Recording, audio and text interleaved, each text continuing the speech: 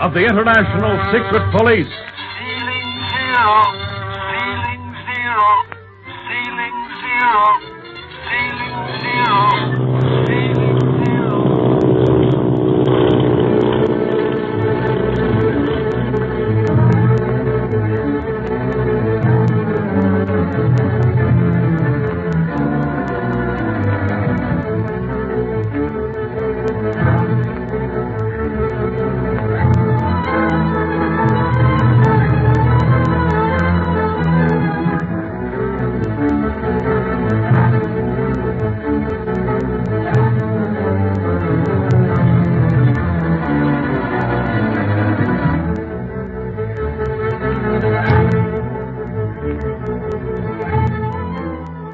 In the previous episode, you remember, though the flower boat which was smuggling Marcia Winfield away from her friends was searched by Clint and Barney, no trace of the girl could be found.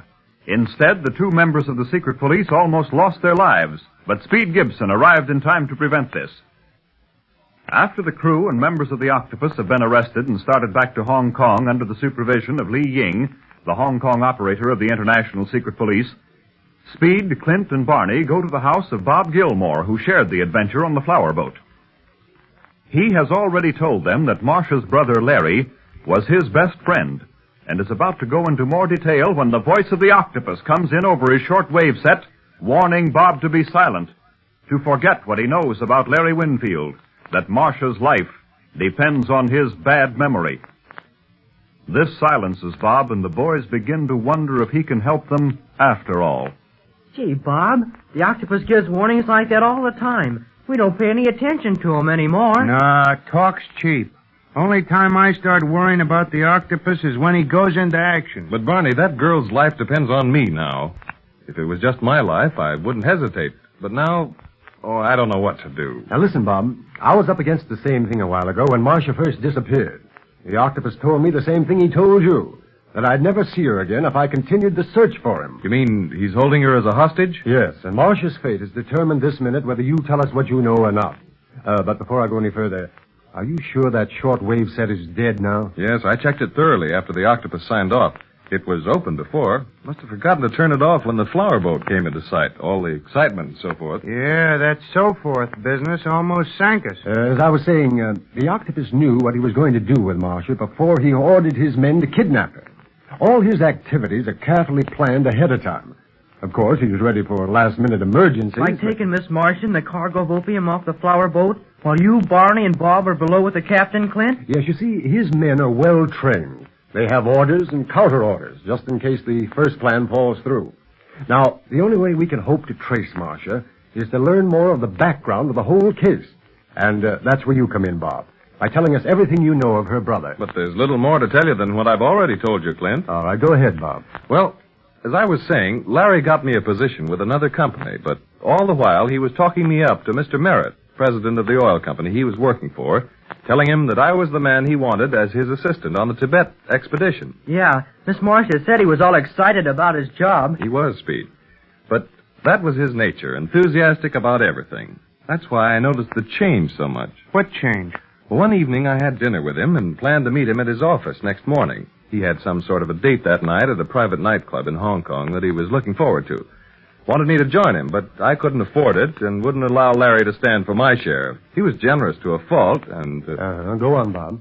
Well, when I saw him the next day, I hardly knew him. He seemed dazed, under a spell. I asked him what sort of a time he'd had the night before, and he stared at me, seemed about to speak, and then shook his head. He wouldn't tell me anything, but from that day on, Larry Winfield was a changed man. He seemed to be living in a shadow, in dread of some impending doom. Tried to win his confidence, but it was in vain. He began avoiding me, and at last I had a brief note from him saying that he was going on a journey, and that's the last I ever heard from him. I see. When did the Merritt Oil Company close its doors? About a month after that. Is Mr. Merritt still in China? No, I believe he went to England. His home was there. Gee, that doesn't help us much, does it, Clint? No, and yet Bob's information must contain some clue to Larry's whereabouts. Some tiny key that might unlock the whole mystery. Else, why did the Octopus bother to warn him to keep silent? That's right. Oh, gosh, I'm tired. Me too, Barney. This has been a pretty strenuous day for all of us. I think we've accomplished as much as we can tonight. How about calling it a day, and getting some sleep? Fine with me, Clint. I can't offer you anything better than cots, but I don't think they'll interfere with your sleep. Say, Bob, nothing could interfere with my sleep. Not even if I was to hang from a tree by my toes. Oh, good night, all. Good night, fellas. Good night.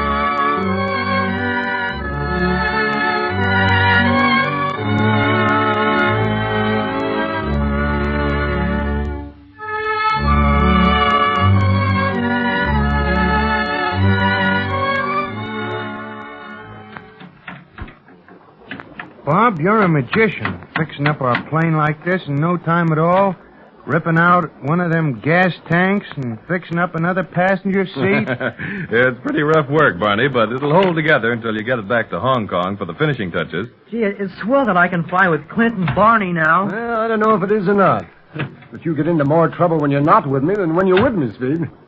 Oh, I guess it's all right. Oh, have you checked our shortwave set yet, Bob? Yeah, it's working all right this morning. Can't find anything wrong. Well, that's funny. I'll say. We couldn't raise a thing on it in the air. That is nothing but the Octopus. I wish I had his evident knowledge of high-frequency sets. He seems to be able to do anything he wants with the wave bands. Has anybody seen the monkey wrench? Oh, the houseboy borrowed it. Remember? Want me to go get it, Barney? Yeah, would you mind? Not at all. I'll be right back. What do you want with a monkey wrench, Barney? Nothing. I just wanted to get rid of Bob for a few minutes so we could talk. Yeah, that's a good idea. This is the first chance we've had to discuss the idea of swearing Bob in as a member of the secret police. Will you have to do that, Clint? Well, if he's to work with us at all, yes, Speed. As you know, I cabled Chief Riley the latest developments in the case last night, and also asked him to send me all possible details concerning Bob Gilmore. Did you get an answer? Yes, I did. That was that little stroll I took this morning. Chief Riley cabled that Gilmore's reputation was okay when he left the United States. The particulars tallied with Bob's story in every detail. And you'll swear him in, Clint? Yes, the chief told me to do as I saw fit. And I think we're going to need a man like Gilmore before we're through with this case. That's all I wanted to know. Then we won't have to make double talk about Li Ying being a tea merchant and so on. We can read him the cards as they fall. Yes. Will he come to Hong Kong then, Clint? No, not immediately. Bob may be of more service to us up here on the river than in Hong Kong. If he goes on as before, to all appearances, a young engineer, taking whatever work may come his way, he may hear something. But all the time, he can be working on a new plan of mine. What new plan? A survey of Tibet. Tibet? Then we're really going there? I don't know, Speed. But I want a good lay of the land in case we need it in a hurry. You mean we're going to Tibet after Larry Winfield? No, I'm not sure that we'll go there at all, Barney. But if the trail gets too hot, the Octopus may leave Hong Kong. And I've got a hunch he has another hideout somewhere in Tibet. Well, now, let's see. Are we all through here? For the time being. Well, all right, then let's go up to the house, then, and swear Bob into the secret police. Are you sure he's all right, Clint? Huh? Why, of course he's all right. After all he's done, I don't see how you could possibly be suspicious of him. Besides, we have Chief Riley's okay, too. Don't forget that. Bob? Bob, where are you? Here I am, Speed. Still looking for the monkey wrench. My houseboy has disappeared, and so has the wrench. Let that go, Bob. We got something more important for you. Yeah? What is it? Anything happened to the plane while I was gone? No, she's as good as new now. In a little while, we'll take off and stop bothering you. Oh, gee, it's been no bother, Barney. I'll be darn sorry to see you fellas leave. It's been a breath of home knowing you. We'll keep in touch with you, Bob, because you're going to join our organization. Well, that is if you wish. You mean join the secret police? That's right. Clint'll swear you in right now if you want, Bob. If I want? Do you know what this means to me? Sure, we know, buddy. And it's going to be the sort of work you like best, too. Engineering.